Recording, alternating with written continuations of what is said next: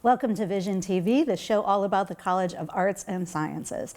And today I am joined by Dr. Brian Shoup, professor, department head, political science and public administration here at Mississippi State. And you've been a guest on the show before. Many times. And we would love, especially in this moment, but it seems like this moment continues, to talk about some issues with world affairs and your expertise, and you always have a really good vision for us to understand what is happening in our world. Thank you. Yeah, so first tell us a little bit about the work that you're currently working on. Sure. So in addition to the department head duties, that takes up a lot of time. We're also doing some stuff with curriculum in the department, things like methods training, things of that nature. But my work right now, I'm kind of looking at the erosion of the ideology of nationalism. And that sounds kind of weird right now because all we hear about is nationalism. But the projects that I'm kind of looking at argue that the idea of nationalism is a coherent thing that binds a people together. The idea that France is a container for French people, or that Equatorial Guinea is a container for the people of Equatorial Guinea. That's starting to collapse, and I'm arguing basically what's happening is that there are two nations that essentially exist in every country around the world, and they share similar values and similar sorts of even celebrities, right? So a person like Nigel Farage in the United Kingdom is a celebrity with populist movements all over the world.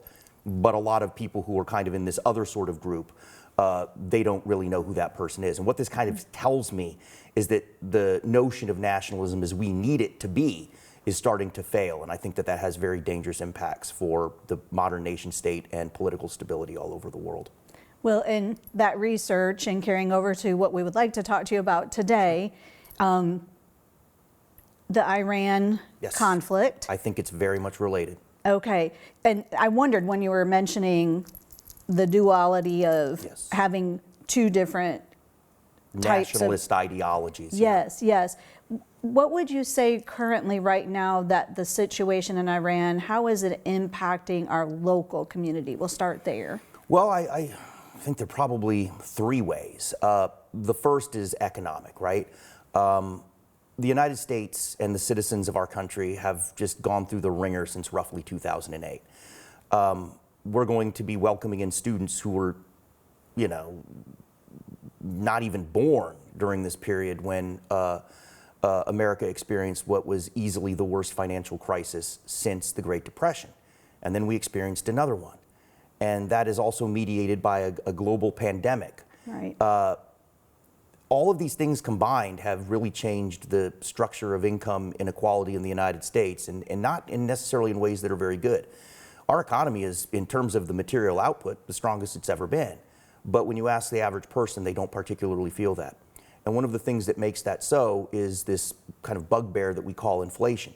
And what's happening right now in Iran can only cause that to increase by virtue of the amount of oil, and not just oil and petroleum products, but other things like aluminum that transit those straits on a daily basis. So the first impact is obviously going to be higher gas prices. And, the men and women who live in Starkville, they're hardworking people. Yeah. But a lot of them are going to be impacted by the fact that they have to try to stretch that family budget in a way that's really difficult when they're trying to fuel up their cars and trucks. That's also going to impact things like diesel prices, which we've seen skyrocket. You were hearing stories of truckers who are putting $800 worth of fuel into their truck just to gas it up for the next leg of their trip. And that's bringing our products here. It absolutely will. Anything that comes on an airplane or comes in a truck, which is virtually everything that we consume, is going to be affected by that. Now, there may be an extent to which a private firm, can eat the cost and keep the price down, but they've already been being asked to do that with the issue of tariffs, which have had an impact in terms of prices as well. So that's the first main area, I think. The second is obviously security. This has powerful implications for national security policy. It's not just the idea of Iran potentially having a nuclear weapon, although our own Director of National Intelligence, former Representative Tulsi Gabbard, says that based on all available evidence, they weren't really able to produce one. But they're certainly going to try to do so now. It also has broader regional problems that the escalation trap, as Professor Robert Pape at Chicago, who visited here just last fall, puts it. This isn't going to stay contained. It has implications also for the Russia and Ukraine conflict, because we've taken, in order to reduce the pressure on the price of oil, have removed sanctions from Russia. That allows them to materially benefit so that they can continue that conflict in Ukraine, which puts all of Europe in a potential position of danger. You also have the issue pertaining to China. By observing what they're seeing in the Persian Gulf area, what does this do for their incentives to try to make a play for Taiwan?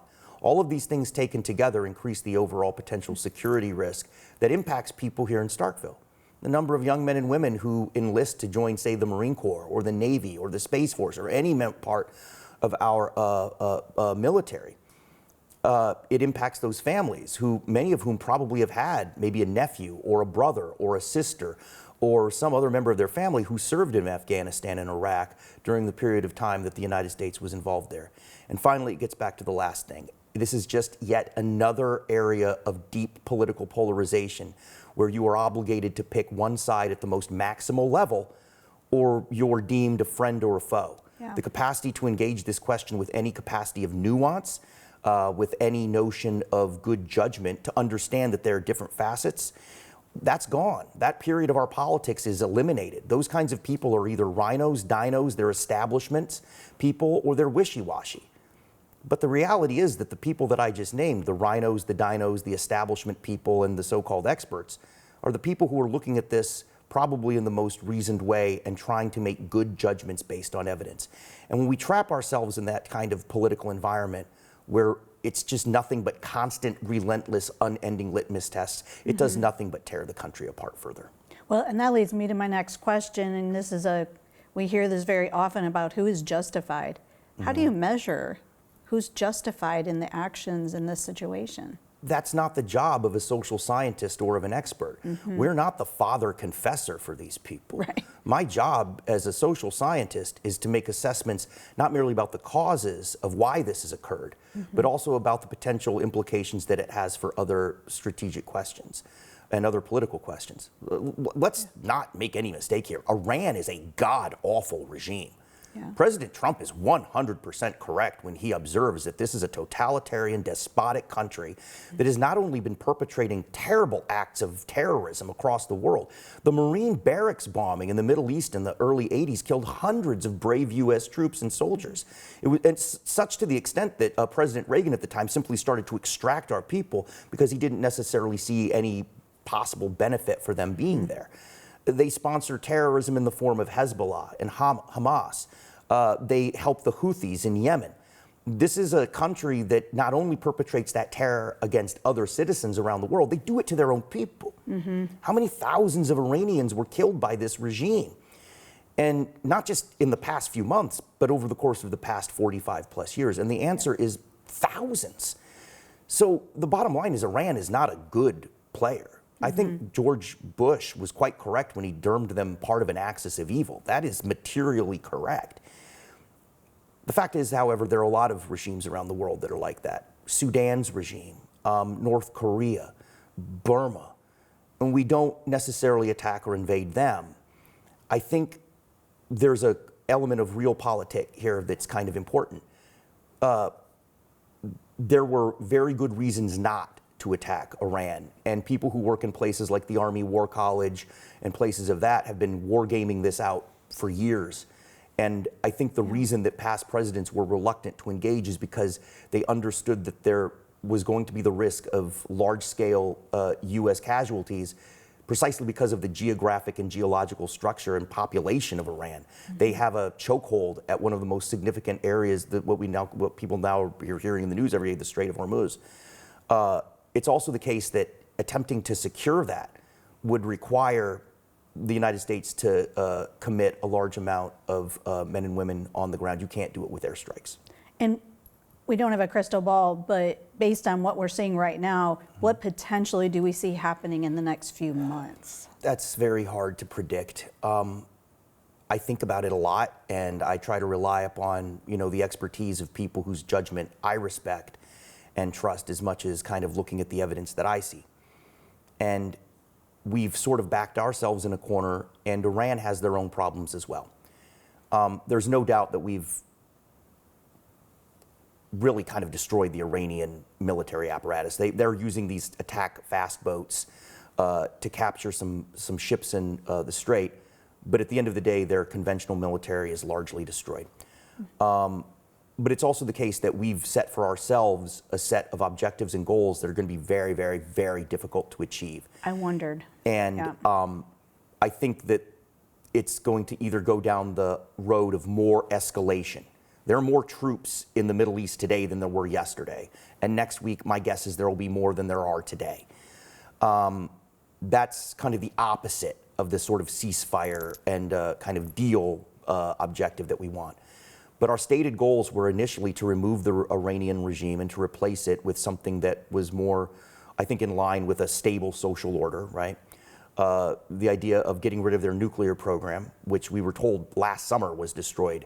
And I can understand. I mean, that's a very difficult thing to assess. So it's easy to attack and you know, call shenanigans. But at the end of the day, I can understand that.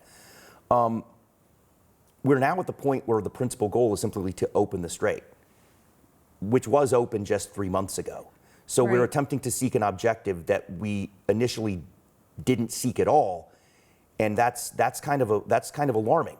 And I think ideally what the Trump administration is looking for here is an off-ramp that allows us to save face and claim victory while minimizing the kind of damage.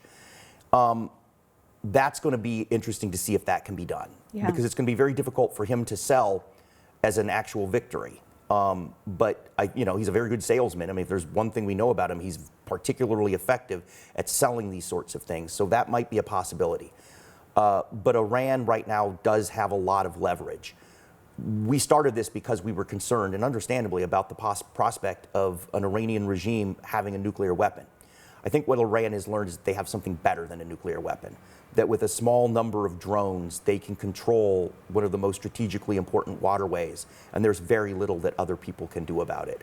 And that, in some respects, may be a more powerful weapon. We have about 30 seconds left. With all of that, in a nutshell, how would you summarize what an average citizen should be looking at? I think the average citizen should be reading a good newspaper of record. I would advise them not to watch cable news, regardless of its ideological bias. Cable news just simply wants you to keep looking, and it doesn't really care whether you're looking because you're getting information. It cares if you're looking because you're hearing things that agitate you. I would recommend looking at things like AP, Reuters, Wall Street Journal, New York Times, and not reading the editorial page. That's the best way to follow it. Okay. Ryan, thank you so much for, again, sharing your expertise, and I'm sure we'll be coming back to you in the very near future since, as you just mentioned, we're in for a long road with this. Yes. Yeah, thank you so much. And that's Vision TV. Thank you for joining us.